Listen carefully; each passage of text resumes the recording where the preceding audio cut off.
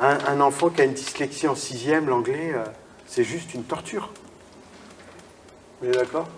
Il peut parler avec leur... Il peut dire à voix... Oui. L'ordinateur peut écrire ce qu'il... Oui, oui, tout à fait. Tu sais pourquoi? Tu sais pourquoi l'anglais, c'est dur pour toi? On a des difficultés pour apprendre des langues étrangères. Tu sais pourquoi? Je peux te l'expliquer? Ça servira à tout le monde, vous allez voir, c'est très simple. Il y a deux raisons. C'est une orthophoniste qui m'a expliqué ça. La première, c'est que quand on apprend à un enfant français à écrire en français, il a 6 ans. Et apprendre à écrire, c'est faire le lien entre l'oral et l'écriture. Or, à 6 ans, sur ces deux éléments, il en connaît un par cœur.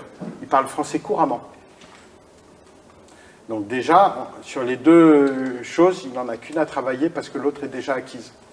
Quand un enfant, quelques années plus tard, commence une langue étrangère, il part à 0 dans les deux, l'oral et l'écrit.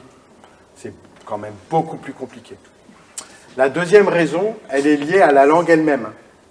En France, le français, c'est 230 phonèmes.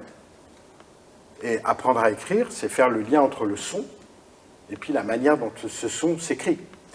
Donc, tu as une espèce de grand saladier où il y a 233 trucs, d'accord? Et tu dois les piocher pour bien écrire.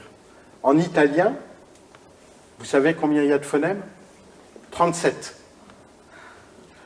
En Italie, un enfant italien qui a la dyslexie comme trouble, bah, tout le monde s'en fout. Hein. Et lui, le premier.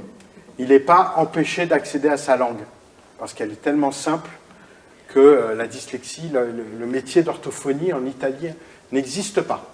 Hein. Est-ce que vous savez combien il y a de phonèmes en anglais? 1200. D'accord? Donc, voilà. La démonstration est faite qu'un enfant qui n'automatise pas le langage ne peut pas accéder à l'anglais. C'est impossible. Dans ces années-là, quoi.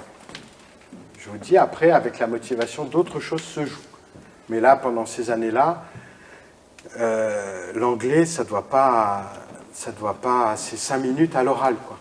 Il faut dispenser d'anglais nos enfants, à l'écrit. Et il faut l'expliquer aux profs. Comment? Tout à l'oral. Tout à l'oral. Ouais.